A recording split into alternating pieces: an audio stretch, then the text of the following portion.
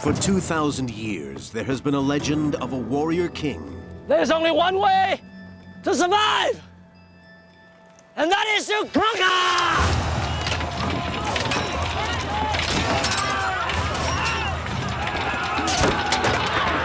He founded a mighty country, China. He was its first emperor, and his empire became his fortress, protected by a great wall. The legend says he was a tyrant, driven mad by power. Find out who's responsible and have them killed. He cheated death.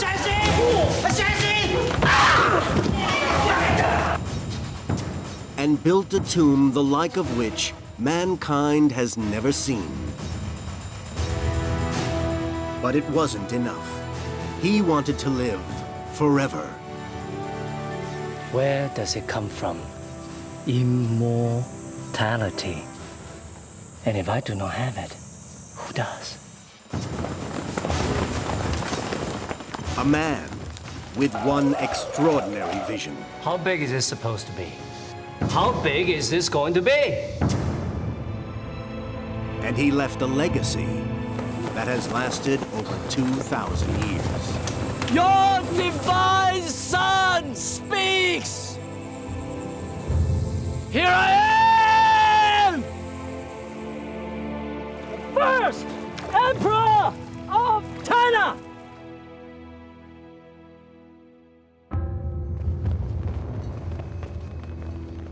When the first emperor was laid to rest, the legend says he was the most powerful man on earth.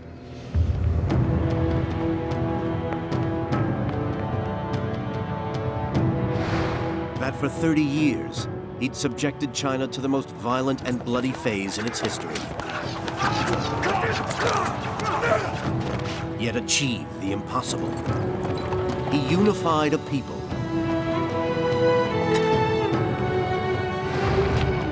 Ten times as many subjects as the pharaohs of Egypt. Across an empire that would outlast Rome by 1,000 years. China was his. When the doors of his tomb were closed for the final time, the most fantastic part of that legend was born. The great ruler, it said, was sealed in a bronze model of his world, at the heart of the largest mausoleum on Earth, surrounded by rivers and seas of flowing mercury. And so the legend remained for over 2,000 years.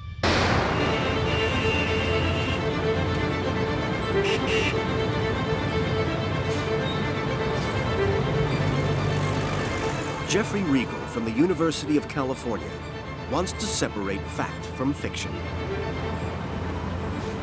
He has come to China to examine the latest research on the first emperor. Unlocking the truth behind one of the world's greatest legends. What we knew from these early stories, from these legends, was the tale of a person who seemed from those sources to be larger than life, almost impossibly large as a real figure, as an historical figure. Even though we knew that, of course, he had indeed accomplished the unification of the empire. How did he do it? How did it come about? How could such an enormous historical personage exist? Here I am! Oh, heaven! The reality of the emperor's life has long been shrouded in mystery. For 2 millennia, the only detailed information came from a single written history compiled 100 years after his death. The Shiji, the records of the grand historian Sima Tian, the foundation of the legend. We see the first emperor from many different perspectives, and we're able to sort of recreate the first emperor from the position of his high officials, from those who tried to assassinate him, from the kings who fought against him, even the ordinary person in the street. It's an entire world that Sima Qian has recreated for us. But for 2,000 years, all we had was this text. Then in 1974, archaeologists found the Terracotta Army. It stunned the world. And the greatest archaeological find of the 20th century became the first real physical substance to the legend.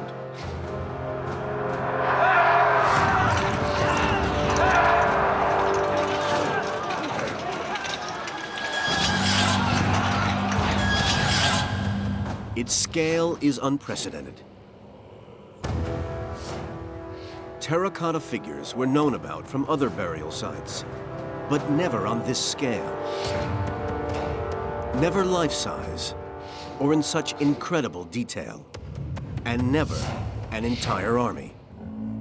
If an individual could take with him in death 6,000 figures at first, and then it grew to 7,000, and finally to 8,500. And as of the present date, it's even larger, and we don't really know how many figures were created. Then we began to see that yes, there was some truth to these stories.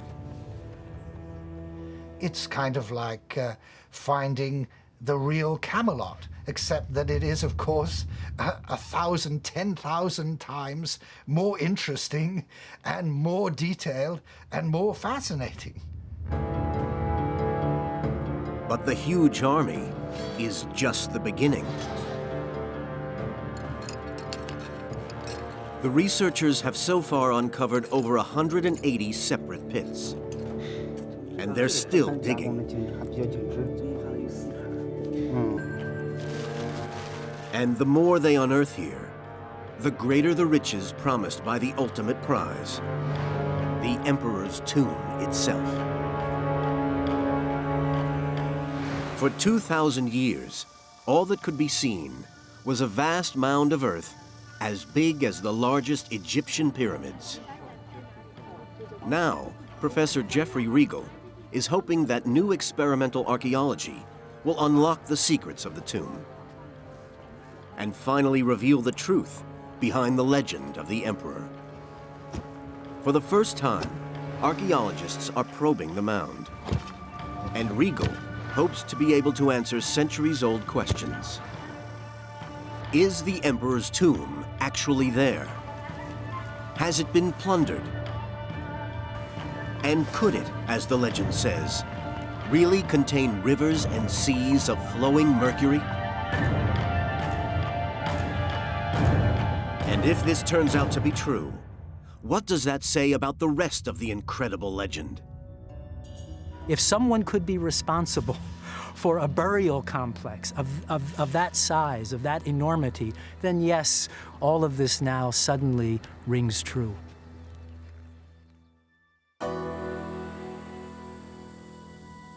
The first emperor shows little sign of greatness the day he becomes king of the western Chinese state of Qin. It's 247 BC, and the omens aren't good. The previous king of Qin has lasted just 3 years. Majesty, the king is dead. Long live the king! King Yingzhen is barely 13 years old. Already the sharks begin to circle, hungry for power. And caught up at their heart is his own mother. My dear boy, I'm so sorry. But The queen has a longtime lover. The last king's advisor, Lu Bue. we are here for you. Majesty, it would be my honor to serve you as Prime Minister. Let's not talk about these things tonight. But you should confirm Uncle Li Buwei as your Prime Minister as soon as you can. We all think it's for the best.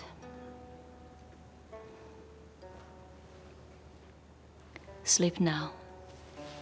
Good night. I shall serve you and guide you as a father.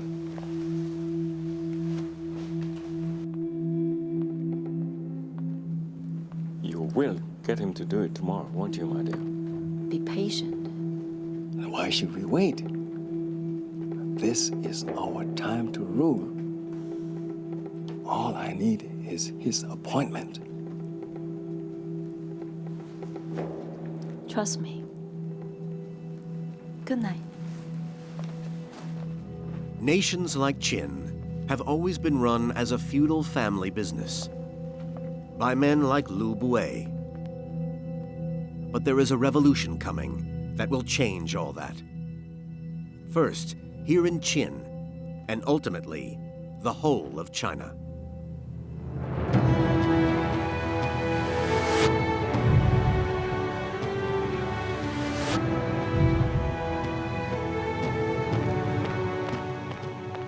The revolution will be led by a young scholar named Li Su. Just months after Ying Jian becomes king, Li Su arrives at his court looking for a job.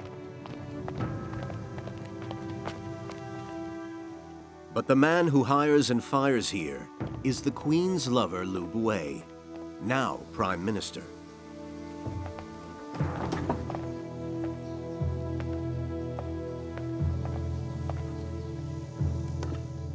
Impressed by Li Su's obvious ambition, he is quick to take him onto his staff. It's an impulsive decision he will come to regret.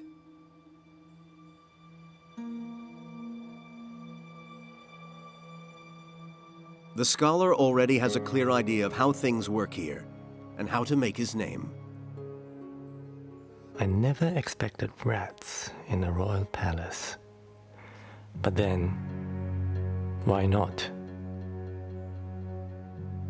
Drawn by the chance of an easy meal, conditioned by fear, control the food and the fear, and you control the rat.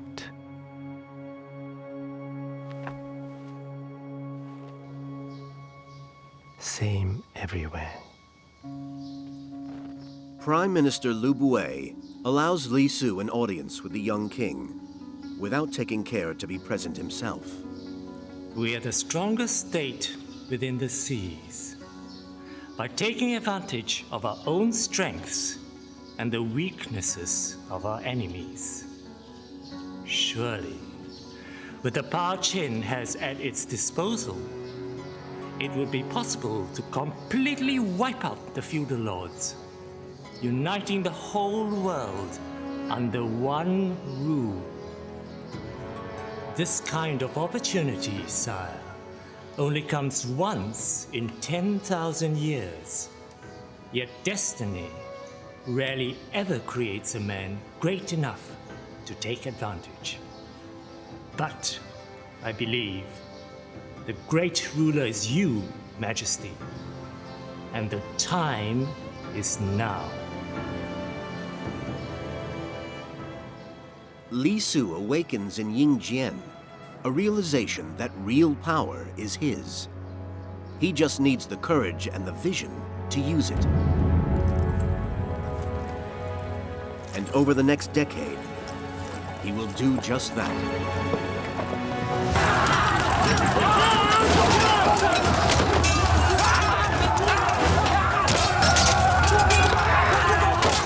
In the 10 years since he came to the throne in 247 BC, King Ying Jian has strengthened his power through war. He fights for his life and for a dream, to forge a new nation, China. Many great kings have tried before him, and all have failed.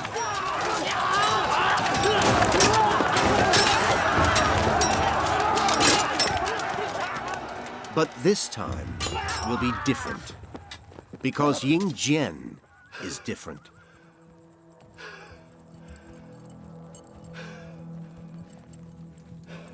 The youngest king to lead his nation into war, he is its greatest warrior.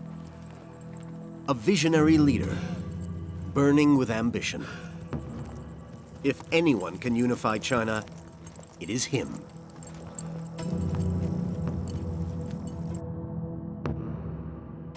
Ancient China is made up of 7 warring states. 6 of the 7 have been weakened by endless warfare, while 1 continues to grow at their expense, the state of Qin.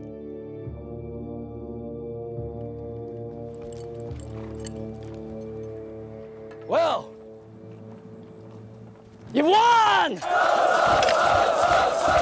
In its campaign against the state of Zhao, the Qin army takes over 10,000 prisoners. The rules of war are explicit. Prisoners must be cared for. And the day is yours! And this is yours! However, looking after captives would slow down his campaign. You want to know what to do with it?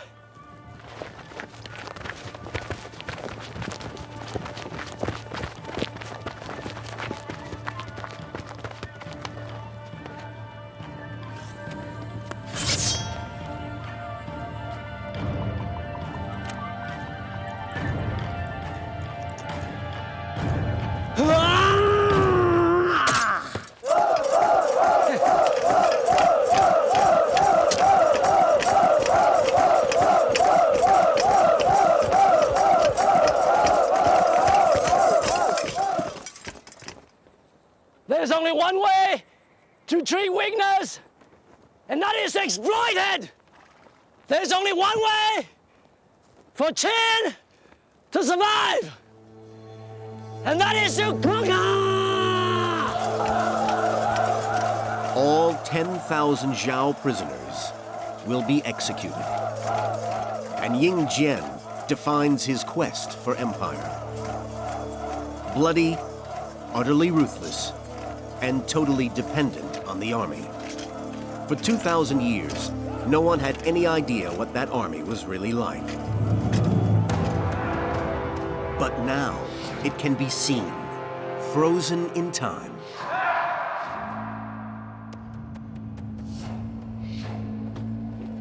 For Jeffrey Regal, this is an opportunity to answer his first great question about the emperor's meteoric rise to power.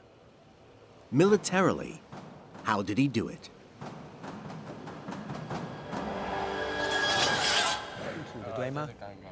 Joining Regal is Dr. Yuan, who has devoted his entire career to understanding these mysterious figures and the military power of the first emperor.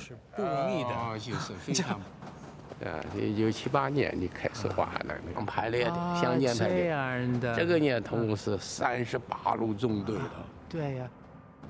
To date, they have unearthed over 7,500 individual warriors. In all respects, except living flesh and blood, these were real soldiers. The people who made these figures and arranged them were following real military procedures. So this really represents what the Qin army looked like. This gives us an idea of Qin military formation and the way in which the Qin army was actually put into the field. The big surprise was that the front 3 lines were highly mobile infantry. It appears these were the emperor's shock troops. Behind them came the heavy infantry, who in turn were supported by columns of chariots. And sweeping up behind, a fast-moving cavalry. But it's not just the precision of the army's formation that has astonished the researchers. It's the weapons they carried. Only the metal parts have survived, but they are the finest quality bronze weapons found anywhere in the world. One of the most incredible finds is a sword, perfectly preserved after 2,000 years in the ground. This notch here in the sword shows us that this is a sword that was actually used. This was a sword that was wielded by an actual soldier. Professor Yuan has explained to me that this remarkable weapon is longer than any sword that existed before the Qin Dynasty started to make these, significantly longer. Qin armorers managed to perfect the art of bronze making to give their soldiers 30% extra reach and cutting power in close quarter combat.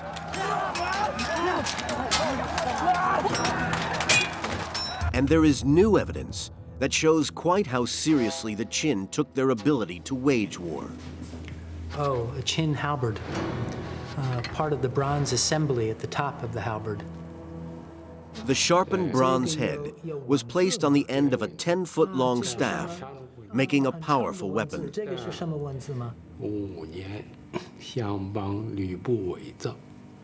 This has an inscription. What it says is that in the 5th year of the King of Qin's reign, the Prime Minister of State, Liu Buwei, had this halberd made. That's a guarantee of its quality and that it was made to a standard so that he himself was being held accountable for the effectiveness of the weapons that the soldiers were carrying into battle.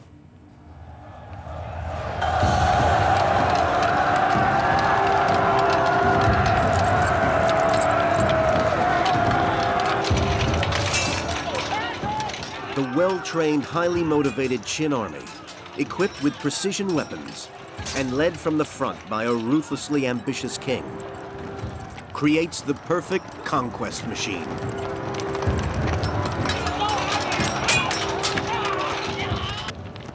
Within 7 years, Yingjian captures 13 cities from the state of Han, a further 20 cities from other states, and repels a combined force intent on stopping him in his tracks. But while foreign enemies are easily brushed aside, inside his own court, unseen enemies want to destroy him.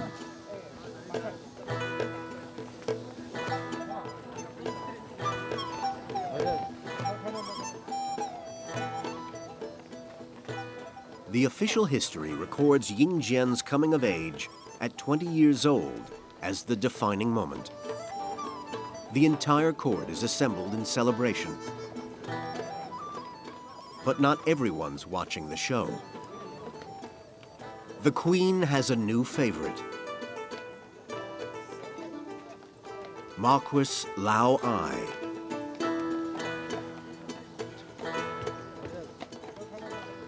In the eyes of the court, Lao Ai is a eunuch, which is an odd choice of companion for a woman with a history of important lovers.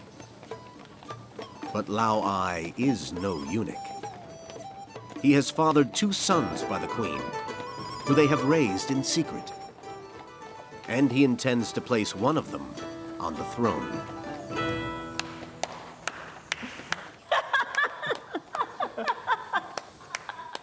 But the king has his suspicions about his mother and her supposedly secret lover.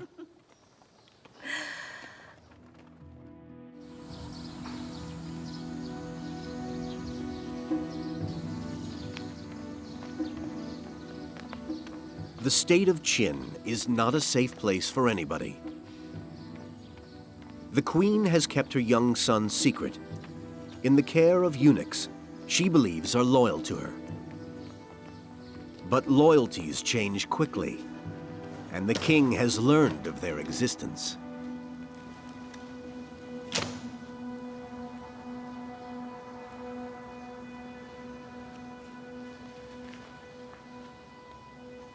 Hello. Hi. 过来，过来，过来，过来，过来，来这边跟我坐，来。Ayo, you are so heavy.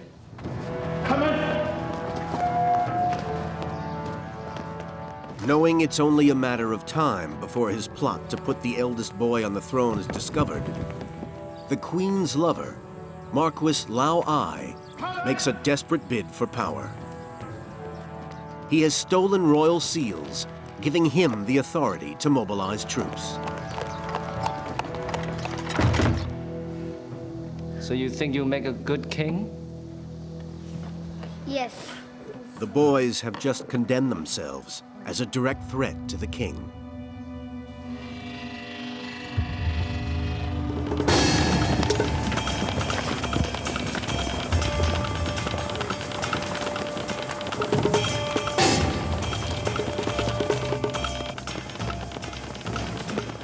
District forces under Lao Ai's command approach the palace. He knows his only chance is to catch the king unprepared, with the palace lightly guarded, and seize the throne.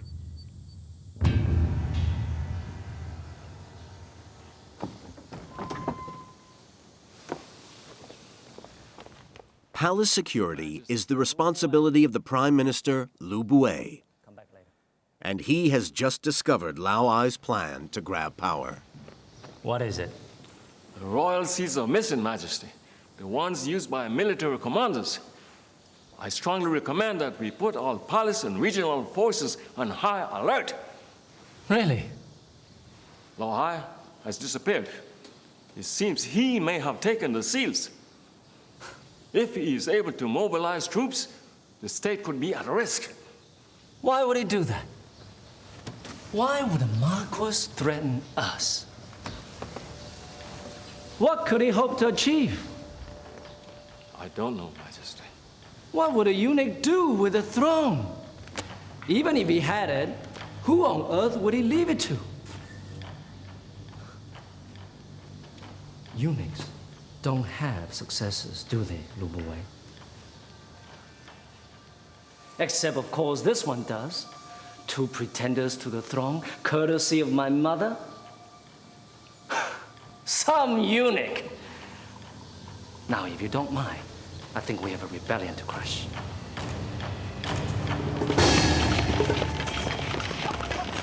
Lao Ai's forces meet no resistance as they approach the palace.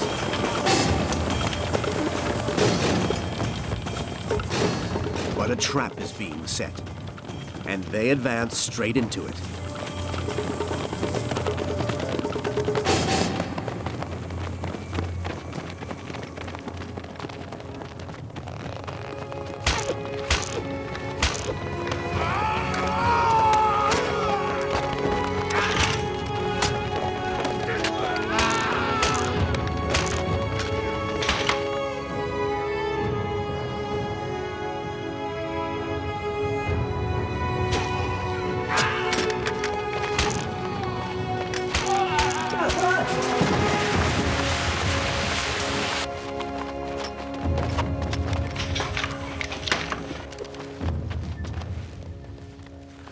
Lao Ai's troops are annihilated, and he is taken prisoner.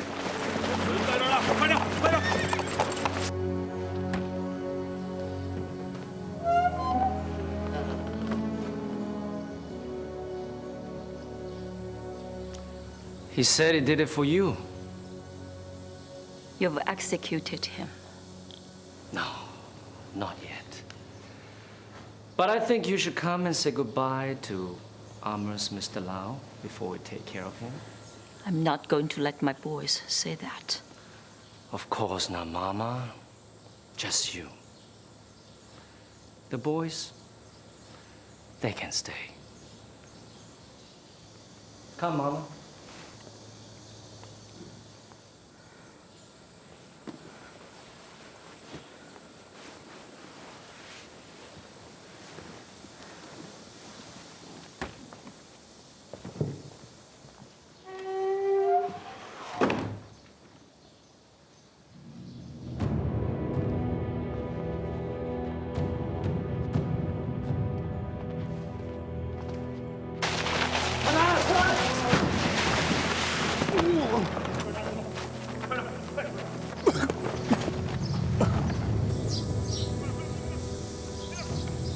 didn't you tell me? About Lao Ai. About Lao Ai, Lu Buwei. I'm not the first queen to take a lover. You've done more than that, Mama.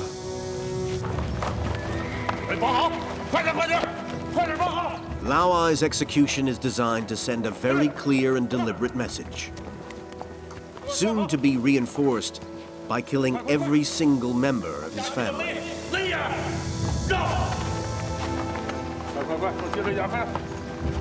Starting with the most dangerous.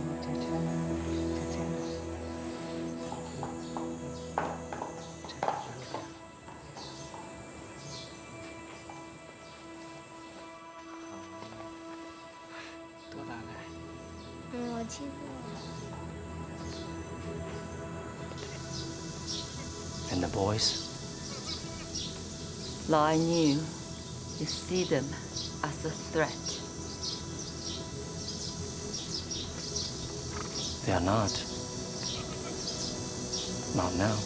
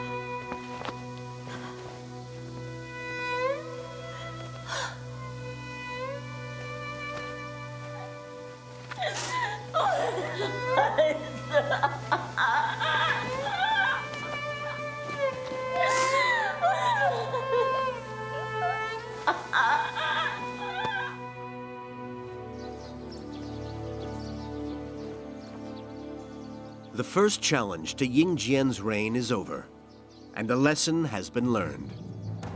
Ruthless control becomes the standard treatment for all, including his own family. His mother has conspired against him, and her sons have paid the price.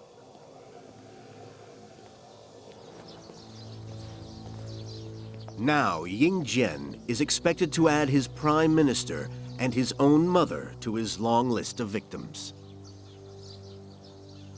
Lu Buwei is under sentence of death for failing to protect his king. But they have a special secret bond. Looking for forgiveness, Lu Buwei? Yes, for your mother. But perhaps you should have thought a bit more carefully about who she slept with. Then you would not be here. How dare you speak to me like that? As any father would dare speak to his son. To tell him the truth. I can forgive her. Can you forgive us? I can. And we'll do what is right for the King of Qin. If I choose to show mercy, then it is only the judgment of a ruler. Nothing more.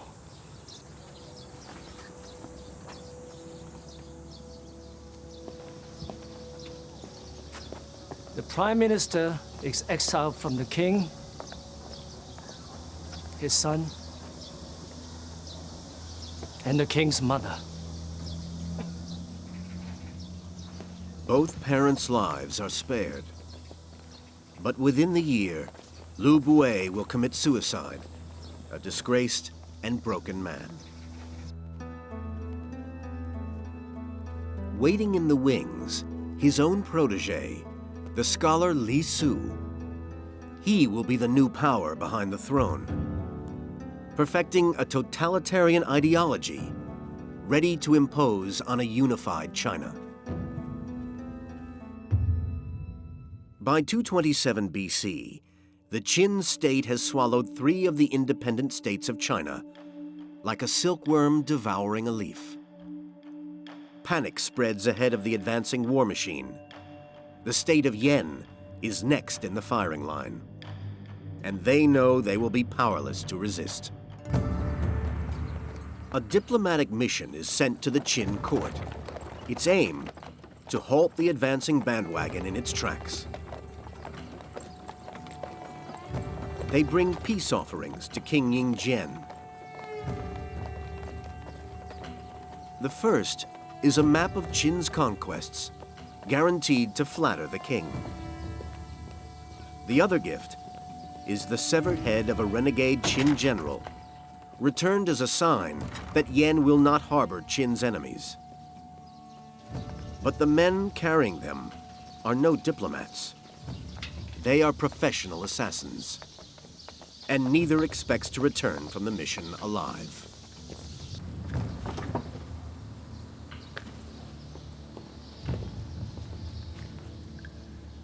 The plan is for one assassin to distract Yingzhen by showing him the head, while the second gets close enough to strike at his heart with a dagger. Bring it up.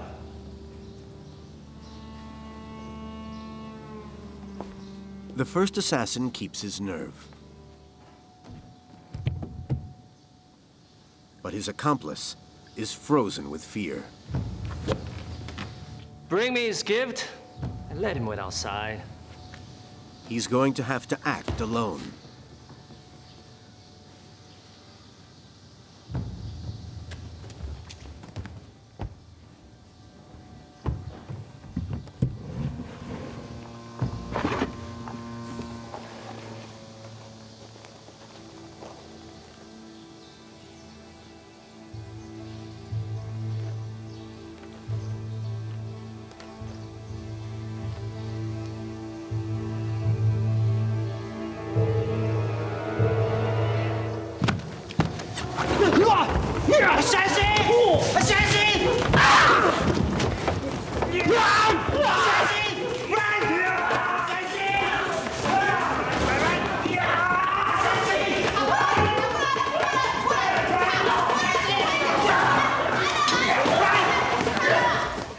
Since Lao Ai's attempted coup, Yingzhen's greatest fear is betrayal and assassination.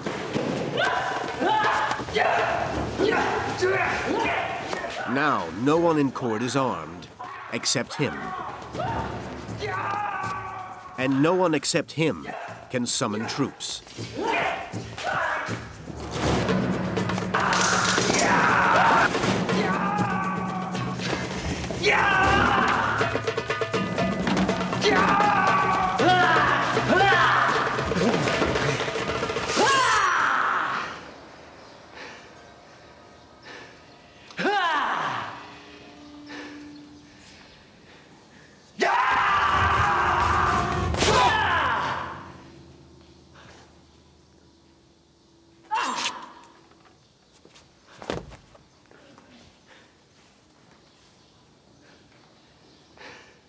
Yingzhen's new security system has failed.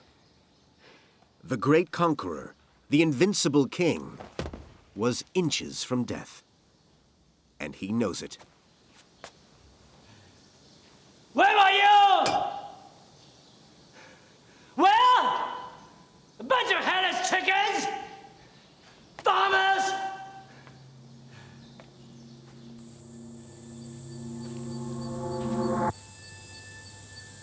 From now on, paranoia grows in Yingzhen's mind. For the rest of his reign, images of death haunt his dreams. It isn't so much the act of dying he fears, but the realization that he is filling the spirit world with the souls of those he sacrificed. Souls who will all, as soon as he is dead, seek terrible revenge. There is only one thing that can protect him in the next world: a spirit army.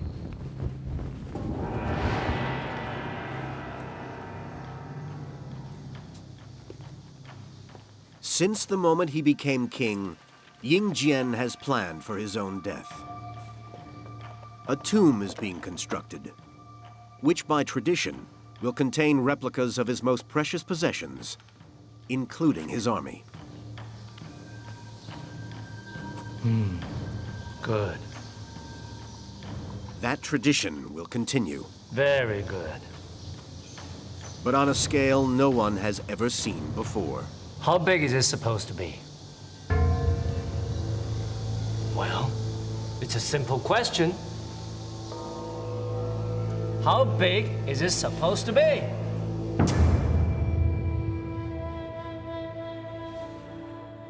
One of the most incredible aspects of the Terracotta Army is size. Not just the army itself, but every single soldier. Each figure measures 6 feet tall, an army of giants by the standards of the time. Chinese kings were known to bury miniature terracotta soldiers as spirit guards for the afterlife. Never a full-sized army with state-of-the-art weapons. He felt that in death, that the spirits of his enemies might actually attempt to attack him, and so he needed a spirit army. These clay soldiers whose very substance would last forever, he would need them in order to protect him from these spiritual enemies that he'd had before. But it seems even the Terracotta Army was not enough.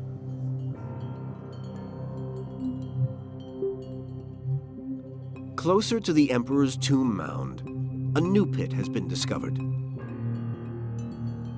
A research team under Dr. Duan Qingbo were expecting to find an imperial palace guard. But all they have unearthed are empty suits of armor made of stone, and no sign of any terracotta warriors to wear them. Regal believes the evidence points to an emperor more and more obsessed with death and betrayal. Hey, Duan Qingbo. Oh, 你好，你好，你好，进来怎么样啊？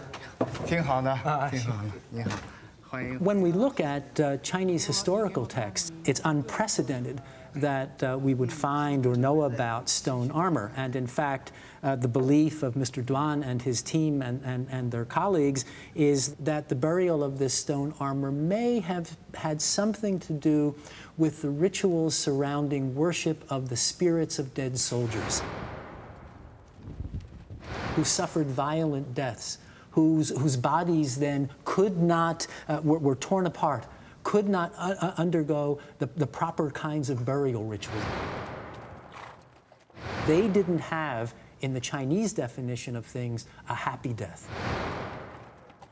So something had to be done for them, because otherwise they might become vengeful spirits. They might turn against the first emperor himself. So here, in this pit, something is being provided for them. Duan's team has so far found over 200 sets of stone armor in this one small pit. But this excavation is just the corner of a pit as big as the Terracotta Army itself. Tens of thousands of stone armor suits were made ready for the spirits of dismembered soldiers.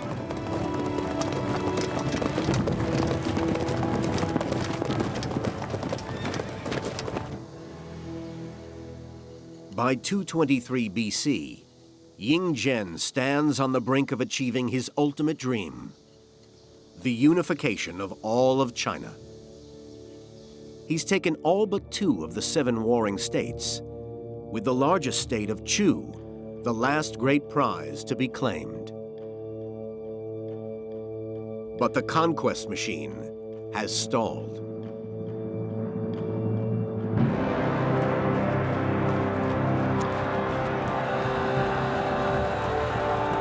The Chu army has destroyed his first invasion force,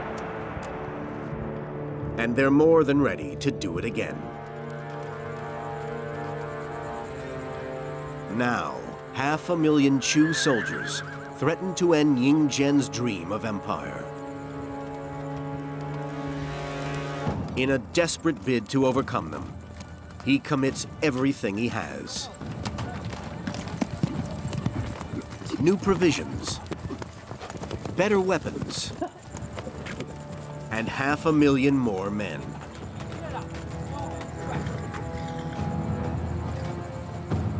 The Qin army appears to have dug in for a long siege of the state of Chu.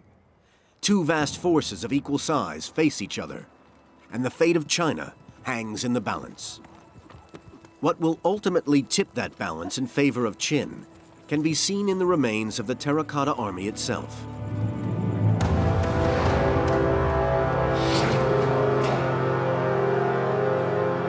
One of the greatest finds is a perfect replica of a Qin war chariot. On its front, a model of one of the deadliest weapons ever created, a Qin crossbow, the assault rifle of the 3rd century BC.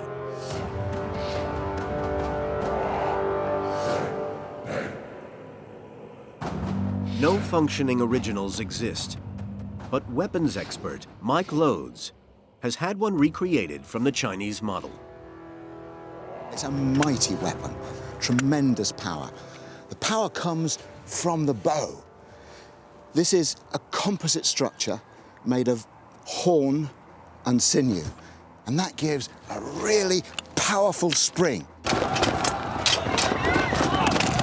The real key to this is the trigger mechanism, the secret to how the whole thing works. It's incredibly ingenious. So what we've got here is a weapon that will give us range, a weapon that will deliver energy, deliver power, deliver thump into the enemy. Sufficient power to drive a crossbow bolt straight through flesh and bone.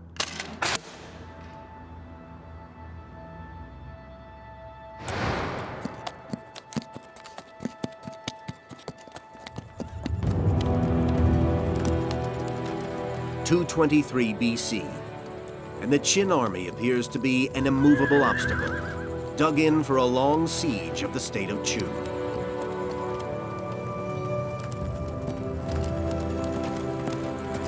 It prompts the Chu generals to reconsider their advanced position. And they decide to withdraw to more defendable lines.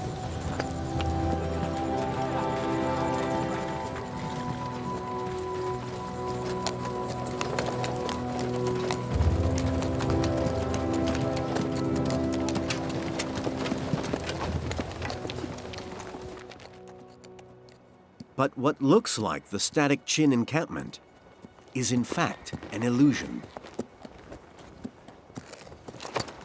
The entire force is primed and ready to move immediately.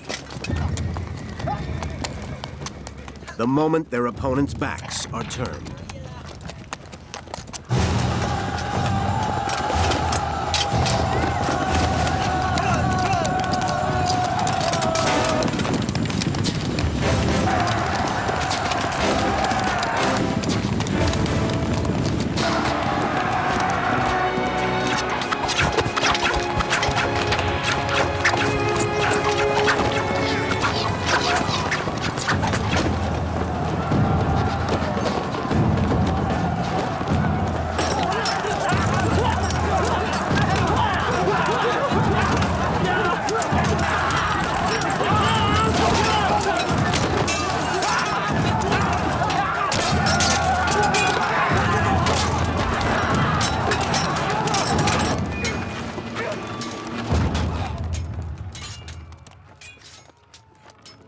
The last great obstacle to Ying Zhen's imperial dream is finally crushed.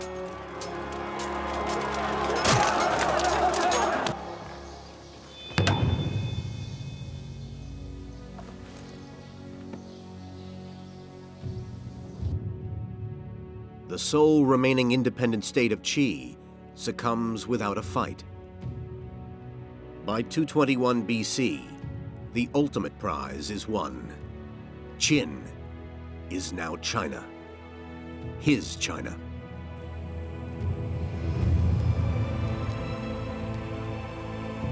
At the age of 34, Ying Zhen is crowned with a veil of stars, symbolizing the divinity of China's first emperor. Now his ministers are ready to suggest a title suitable for the greatest ruler in China's history.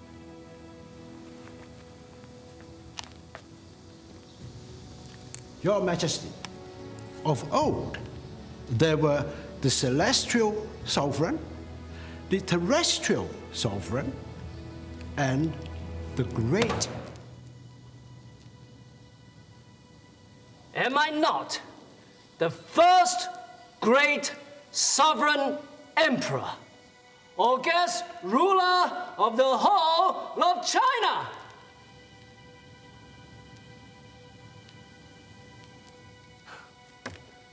Or am I missing something?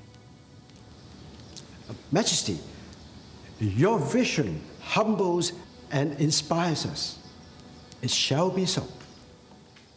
And my son will be the second divine emperor, and his son the third, and so on to 10,000 generations. Your Majesty. He called himself Qin Shi Huangdi. Literally translated, this means he was the first august god of the Qin. He regarded himself not only as a deified figure, but as an initiator, a creator, someone who was beginning a long lineage.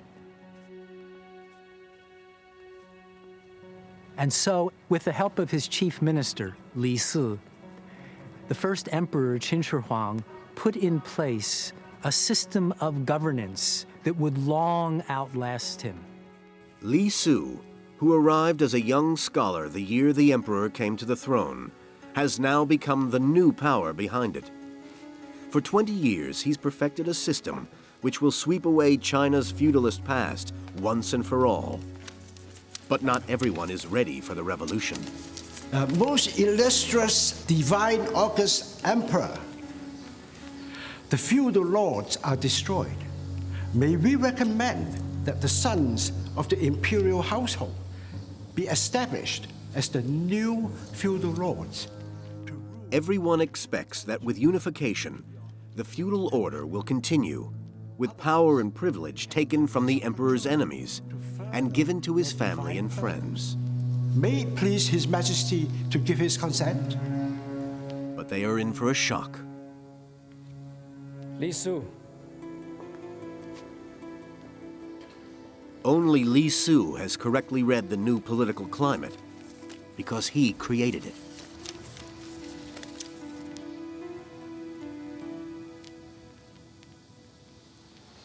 This is insane. We have spent centuries enduring endless warfare at the hands of the feudal lords. And now that we finally put them down, we want to create more of the same? But these will be members of the imperial household. Exactly.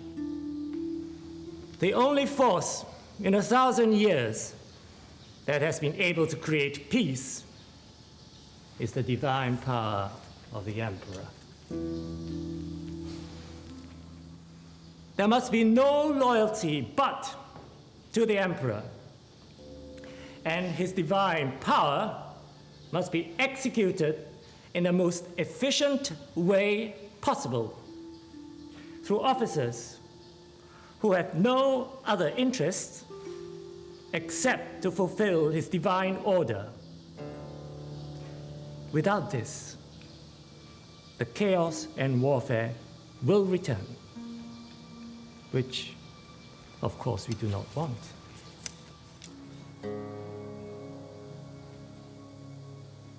Excellent. He is right. The Minister for Justice is right.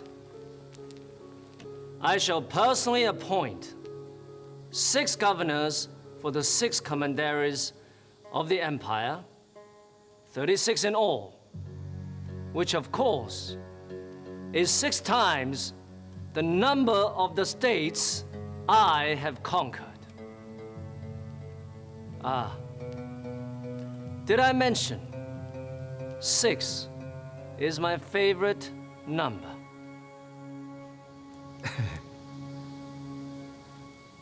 Li Su's totalitarian philosophy is called legalism. And there is evidence that shows how total the power of that new regime became.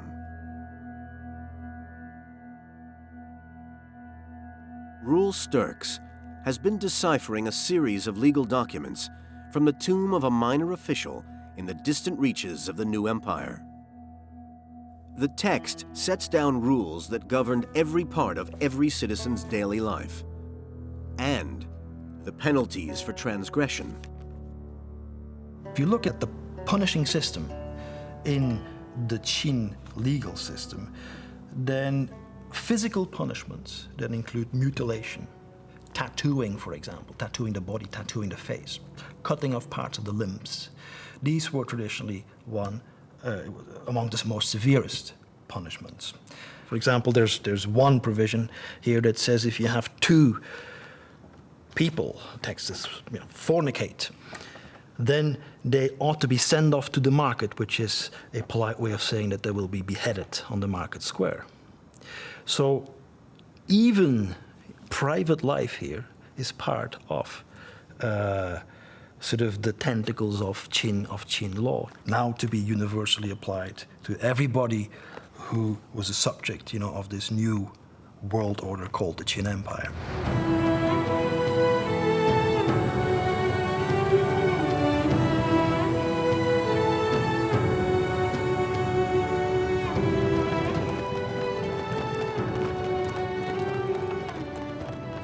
In 220 BC, Emperor Qin Shi Huangdi sets off to survey his new empire. For the first time ever, a secure and peaceful land. And he intends to keep it that way. Millions of deconscripted soldiers are now freed from fighting, ready to be reused. The empire is won, but it must be secured with a great wall.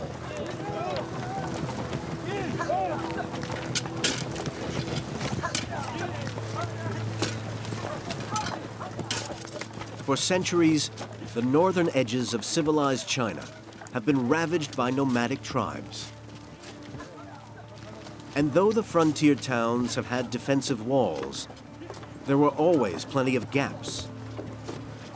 Now, that will change.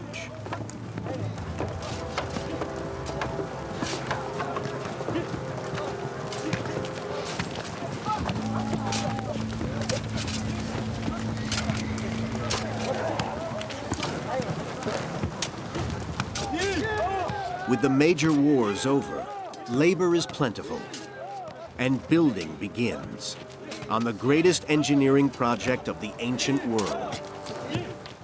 A single impregnable barrier to seal the empire. The Great Wall of China.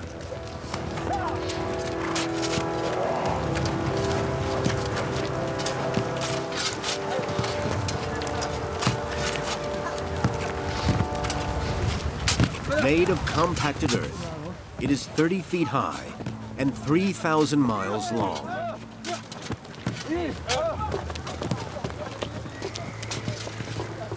At its peak of production, the records say, over 1 million people are enslaved to build the Great Wall.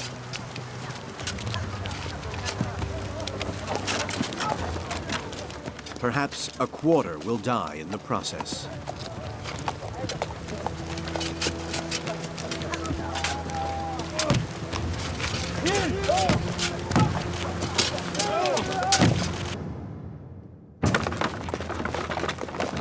The emperor's demands on labor keep on growing.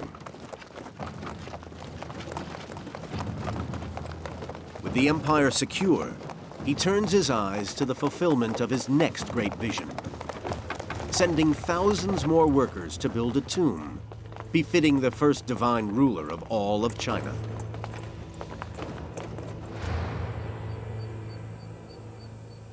Today, all that can be seen is a vast earthen mound, as big as the great Egyptian pyramid at Giza. The first clue to its possible contents was the Terracotta Army. But that was nearly a mile from the tomb mound.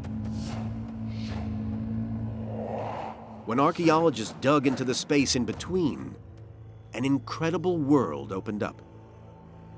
To date, they have found over 180 separate pits, containing so much more than soldiers.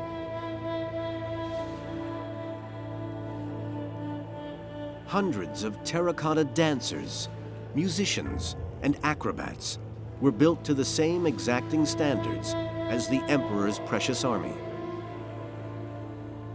And the imperial craftsmen, freed from making weapons, created perfect birds to stand in the artificial lakes of buried gardens. And perhaps the most exquisite bronze artifact ever found, a half-scale model of the imperial chariot to convey the emperor in his underground world.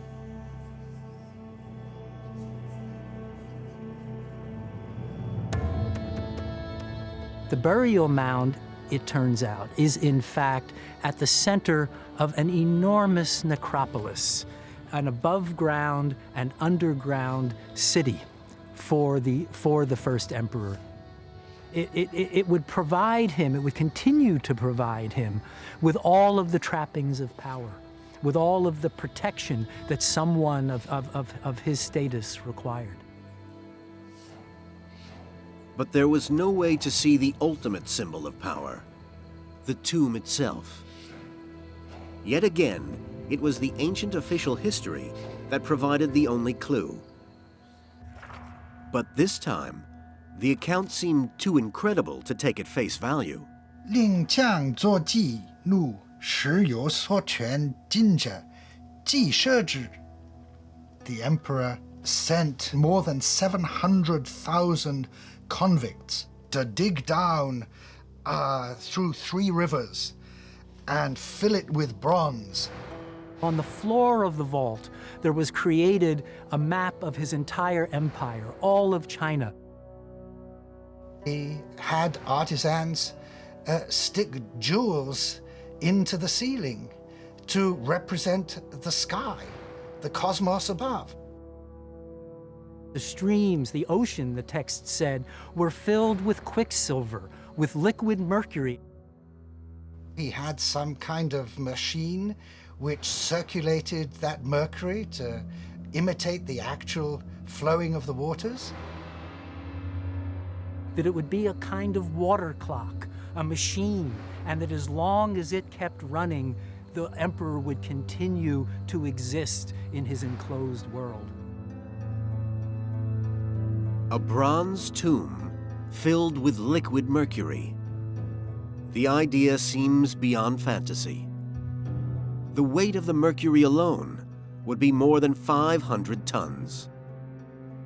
Even though China has mercury ore in abundance, how could one man command such resources? And could it be proved?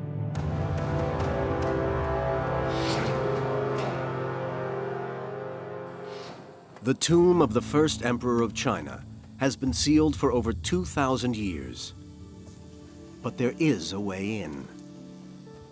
Using a new combination of techniques, including ground-penetrating radar, electrical resistance measurements, and core samples, the research team under Duan Qingbo have been able to build up a 3-dimensional model of the entire complex. Beginning with the outer walls of the necropolis.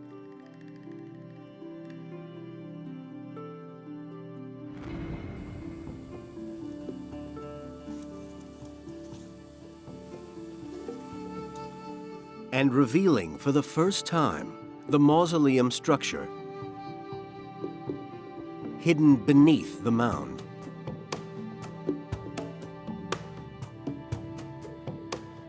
An early surprise was that the mausoleum appears as a vast divided pyramid, with passages leading to the tomb from the east and west. And when they took the all-important readings from the ground underneath the pyramid, they discovered the tomb itself, seen here as a clearly defined area marked in blue. An underground space hermetically sealed for over 2,000 years. It measures as big as a football field. And though at first the pyramid appeared to be a solid closed structure covering over the tomb, the outer surface of the tomb's roof is in fact open to the sky. Or it would be, if it hadn't been covered by 1 million tons of earth 2,000 years ago.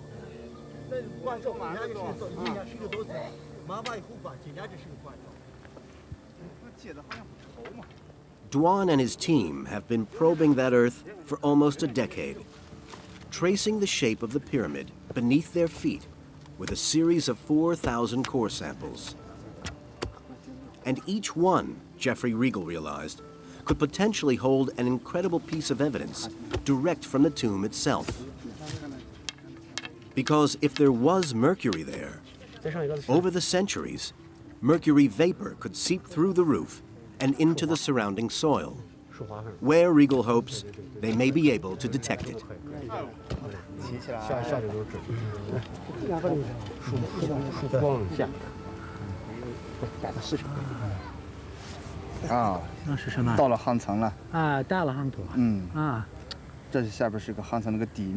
Samples of this sort enable us to see the supporting structure, the rammed earth structure that's supporting the entire mound. But of course, what really interests us is what is the burial like. So if the legend about the emperor having placed in the base of his tomb a map of all of China, of all of his empire with rivers of flowing mercury, if that legend is true, then we can expect that a test of this soil will tell us whether or not it's true, will either provide us with corroboration or won't. The Chinese archaeologists have no immediate plans to excavate the tomb. They have no way yet to preserve its contents and no desire to disturb the emperor's spirit. So for the foreseeable future, the mercury test may be their only way to understand what's inside. Each of the 4,000 soil samples from the tomb mound has to be individually analyzed for mercury content. That process has been ongoing and is almost complete.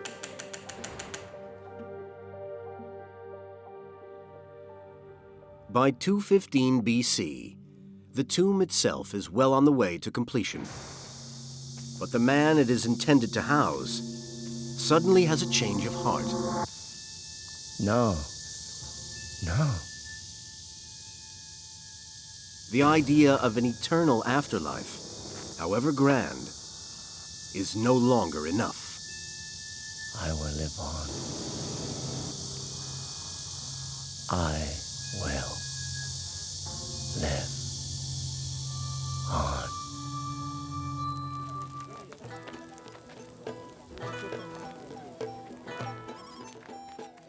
215 BC, the first emperor of China is once again on the road. He no longer trusts the security of his own court and has started taking practical steps to extend his life. His doctors prescribe repeat doses of something long believed to increase longevity: sex with multiple partners.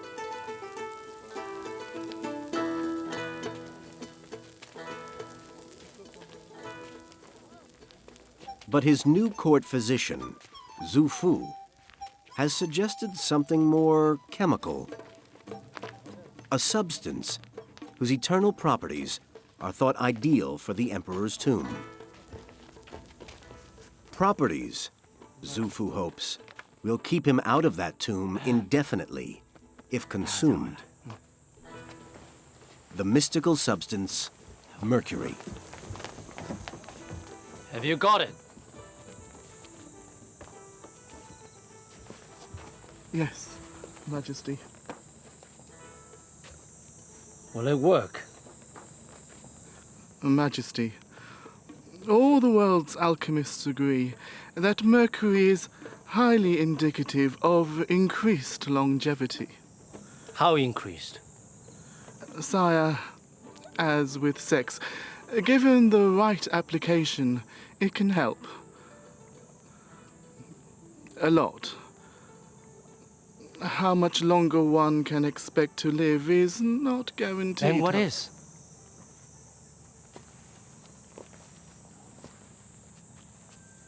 Where does it come from, Xu Fu? Immortality. Where can it be found? Why do I, the first divine sovereign emperor of the whole of China, not have it? And if I do not have it, who does? Sire, there is a legend of a place where the immortals live. A series of islands called Panglai, where we believe the immortals reside forever. There are two types of elixir, one to restrain the flight of the Hangzhou upon death. Find them. Majesty? You will go there, find them, and bring them back to me. And then you will personally administer them to me. Majesty. But the whereabouts of the islands are unknown, and I have no means to get there, even if I knew where to go. Give him whatever he needs. Yes, Majesty. This is an imperial mission, and my missions do not fail. No, Majesty. Do you believe me? Yes, Majesty. Go. Xu Fu is given a small army of his own with which to conquer death. Thousands of young men and women are conscripted to help him search for the islands of Panglai.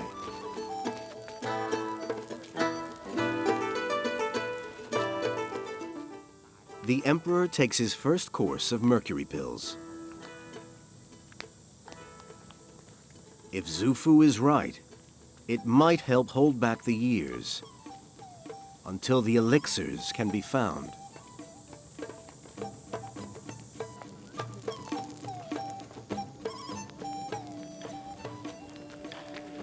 But rulers rarely die of natural causes.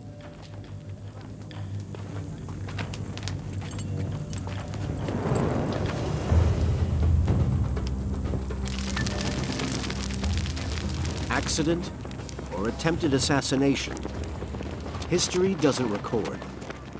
But the real cause of the fire in the imperial encampment makes little difference. For the emperor, there are always enemies. Unseen enemies. Enemies within.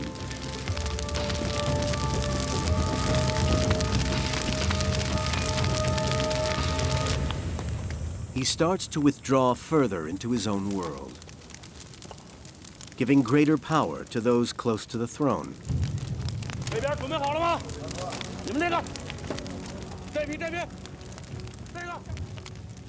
By 213 BC, Li Su, now promoted to prime minister, has been left free to expand his totalitarian state beyond the mundane rules of life. He decides it is now necessary to control thought. Free thought is to be suppressed, starting with an act of terrible destruction. Entire libraries of bamboo scrolls are burned. Only a single copy of each agricultural and medical text is kept, secure in the Imperial Archive. Everything else is destroyed.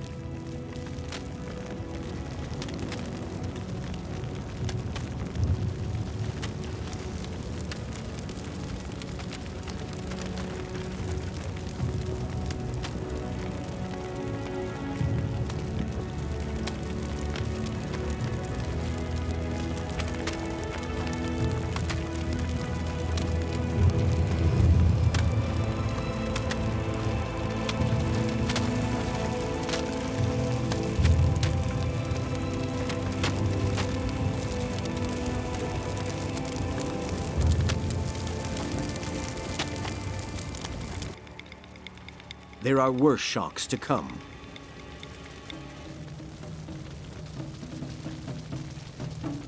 Those who try to hide their works are rounded up in their thousands, branded on the face, and sentenced to a life of forced labor, mostly on the Great Wall.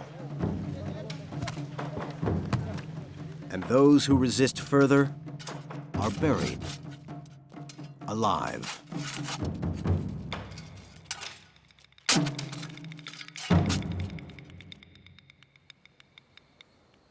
And all the time, the Emperor's contact with reality is being loosened still further, aided by his mercury consumption. The dose has been increased over the last 5 years as his desire for immortality has become more obsessive. And the elixirs of the islands of the immortals have failed to materialize. But far from prolonging his life, the mercury's actually having the opposite effect. Take it away. Liquid mercury was known to Chinese alchemists as the only substance that could dissolve the eternal incorruptible metal, gold. To the ancient mind, it must have seemed like a supernatural substance. There was nothing like it. I mean, the natural inclination is to think it has some power, that maybe if you took it into your body, then it would pass this magical property onto you and even perhaps help you prolong your life. But not in its liquid form. Pure mercury cannot be absorbed by the human body.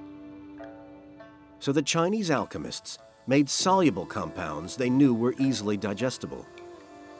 And this, it is believed, is what the Emperor took for years. The more he took it, in whatever form he was taking it, the more dangerous it was going to become. As more and more mercury is absorbed into the body, then it begins to attack the nervous system. So slowly you'll get a slight tremor, and that will get worse and worse. But the damage that's really being done to your body is in the brain. Begin with, you become talkative. Later on, you become slightly aggressive. People became very confrontational. They were obsessed with being watched. But eventually, of course, it becomes total paranoia. This is from Gangju.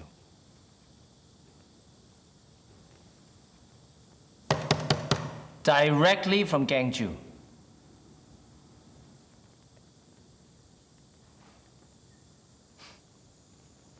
Well, how do they know where I am? Well? Anyone revealing the Emperor's whereabouts is under instant sentence of death.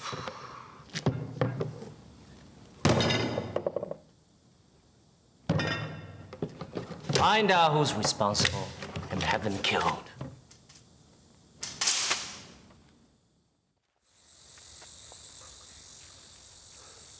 Seven years after Qin Shi Huangdi began his quest for immortality, the mercury is starting to poison his body as well as his mind. Among other things, his kidneys are beginning to fail.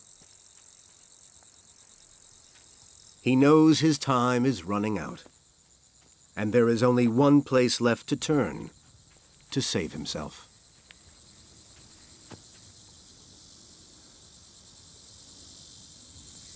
Here I am! Oh heaven! Your divine Son speaks!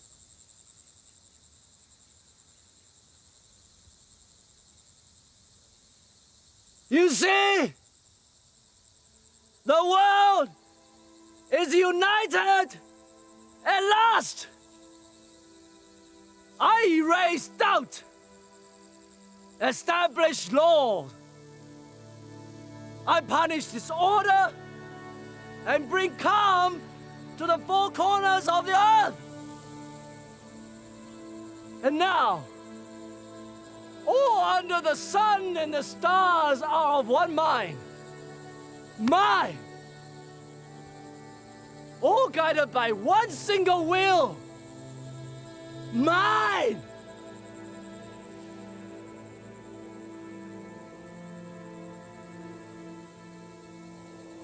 And one day, I shall be God. I shall be God.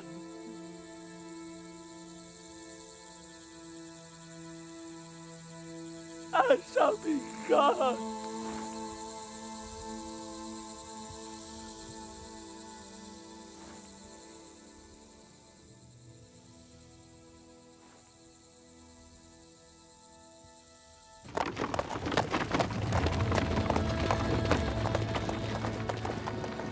"35 years after he came to the throne, Qin Shi Huangdi embarks on yet another imperial tour.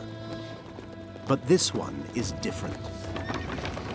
Where once there was a prosperous and powerful nation, today the nation rots. The land is starved of labor for the emperor's great projects. Famine looms, and there's nothing anyone can do.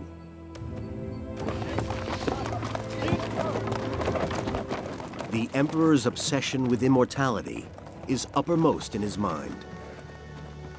The legalist system takes orders only from the top. And while the emperor was rational, Li Su was ready to implement his vision with ruthless efficiency. But now the vision is turning to madness.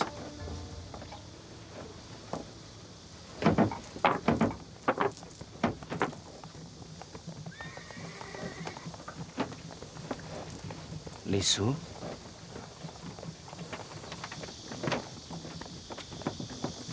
I have a fallen star.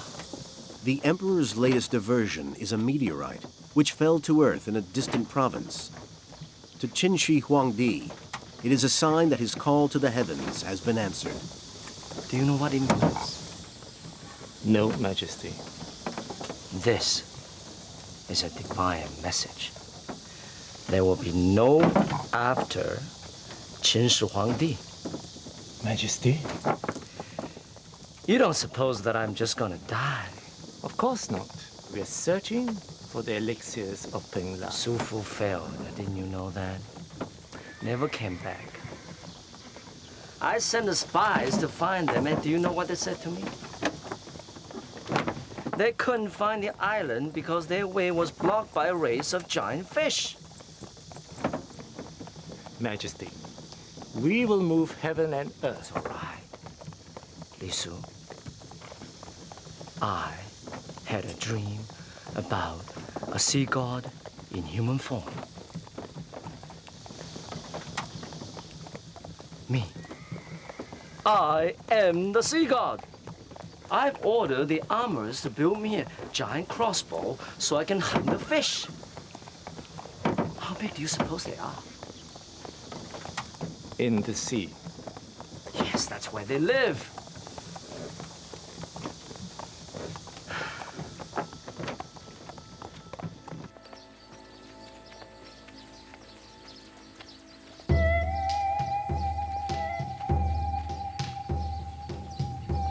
Forward, soldiers. The historical records say the emperor reached the island of Gifu on the coast of China in the 10th month of 210 BC.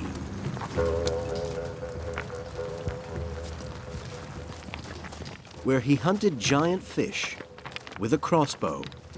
That's right. The great realist is now immune to reality. All right, let me down here. The divine ruler, warrior king of the Qin, has gone. Give me the crossbow. In his place, a madman whose every whim must be accommodated. I'm here! Coming for you! Ah!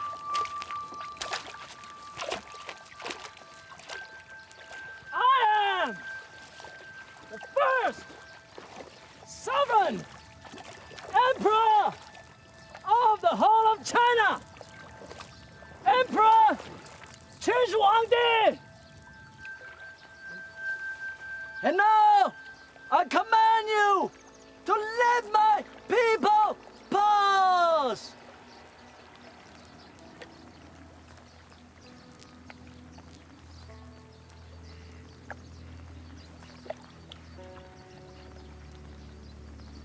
Over there! Lisu! Over there! East! East! Steady!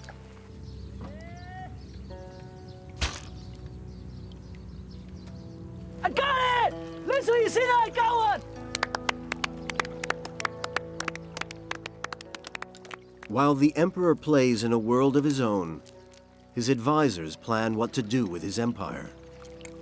Once his poisoned body has gone the way of his poisoned mind. Wow! Yo! Two! Lisu! They know it won't be long.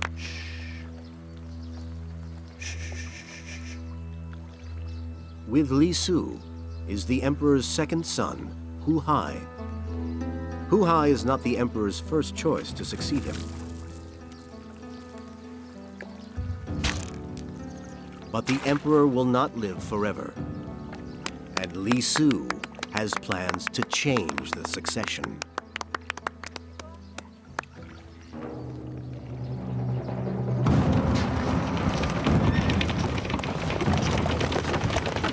Returning from the coast, Qin Shi Huangdi becomes ill and hurries back to his capital. He writes to his eldest son, Fu Su, telling him he is to succeed as the second emperor. But the imperial convoy is stopped in its tracks.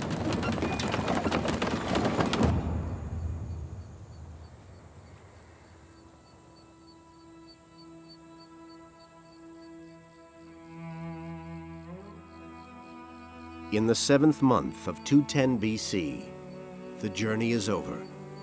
The search for immortality has ended. Majesty.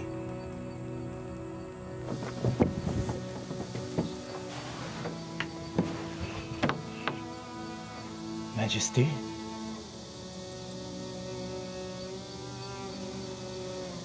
The great empire has lost its maker. At the age of 50, Qin Shi Huangdi is dead. The state is rudderless. And this is exactly the moment Li Su and his supporters have been waiting for. He decides to keep the death secret, to give himself time to put his plan into action.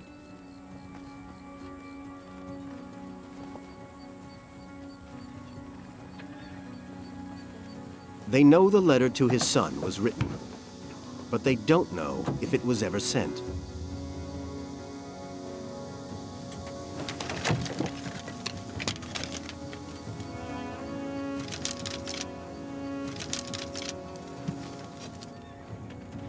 Their luck is in. The letter is still there.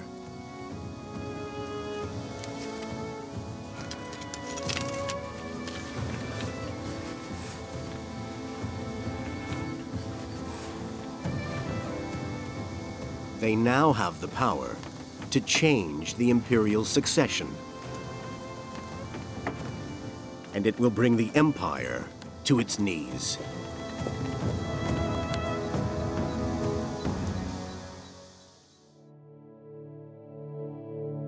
Following his death in 210 BC, the body of the first emperor is taken back to the giant mausoleum that was built in his lifetime.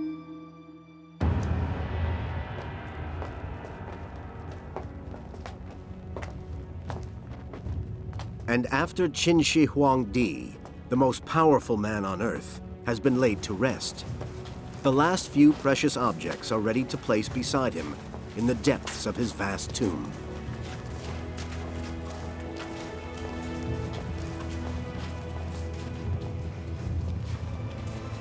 But while the formal rites proceed according to the emperor's wishes, outside in the imperial city, a power struggle is underway. From a recently opened pit close to the emperor's tomb comes startling new evidence to suggest that the imperial family was tearing itself apart. Professor Yuan thinks that the death of this individual was very much linked with the struggle for succession after the death of the first emperor.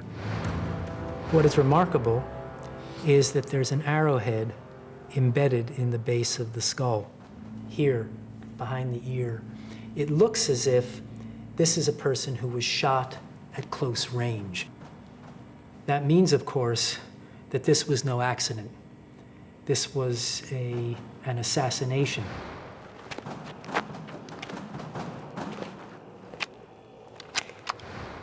By tradition, the successor should have been the first emperor's oldest son, but several members at the court conspired to have a more junior member of the family succeed to the throne.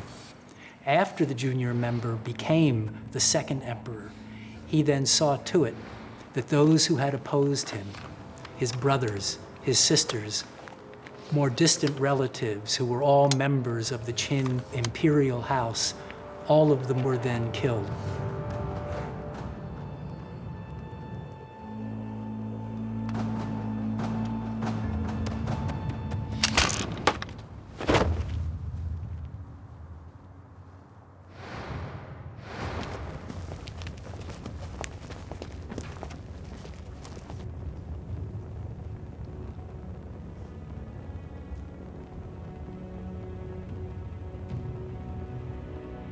The emperor is ready for his final journey, and he will not go alone.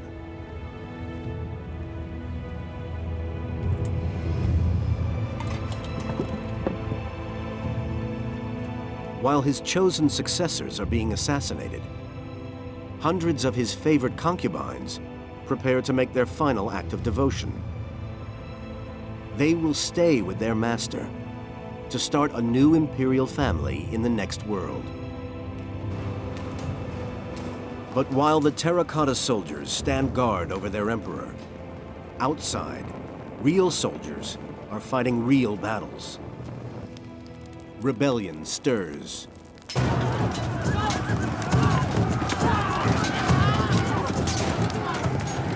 And there is evidence that graphically shows how far that rebellion spread. Right into the compound surrounding the emperor's tomb. The stone armor reserved for the emperor's dead soldiers shows clear scorch marks from an intense fire that swept through the burial pits. The Terracotta Army itself was in pieces when it was discovered, smashed by rioters.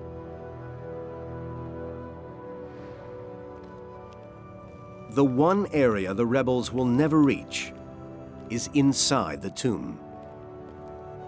This is the emperor's final resting place, and he must never be disturbed.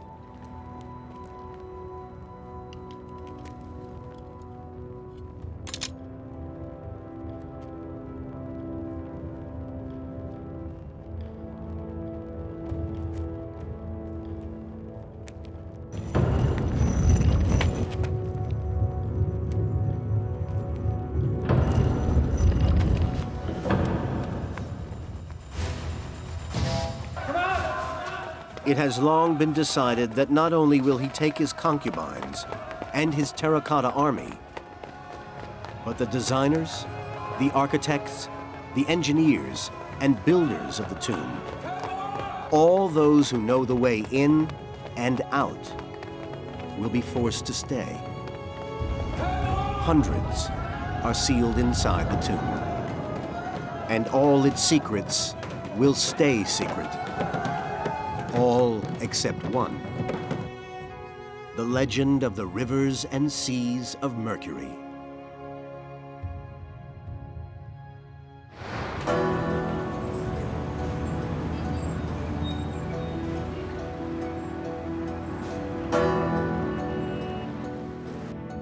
"4,000 soil samples taken from the tomb mound of the first emperor have been tested and checked at Beijing University for traces of mercury.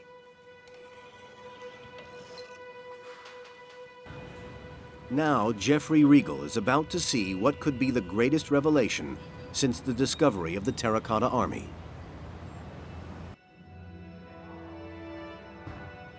He's come to meet Dr. Liu, who's been processing the samples, and the results are ready.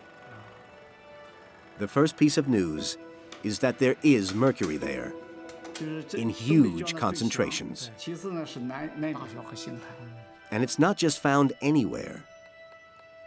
Each red dot is a core sample, each blue one where mercury is found, and the dark blue show the highest concentrations. And all of it within the actual tomb, just as the ancient historians said, laid out in the shape of his empire.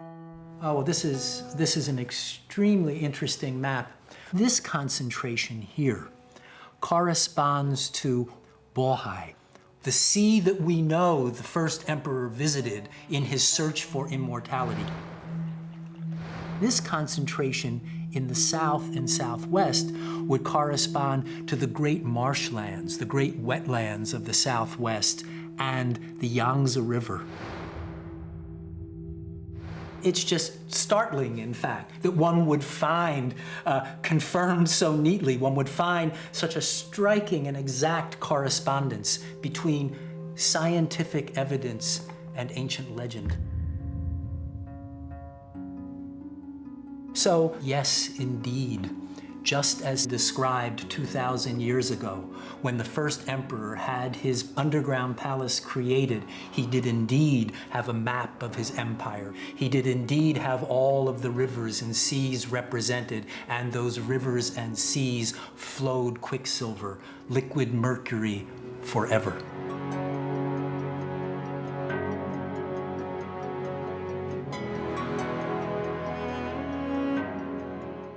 Qin Shi Huangdi left a legacy, the like of which has never been seen before or since.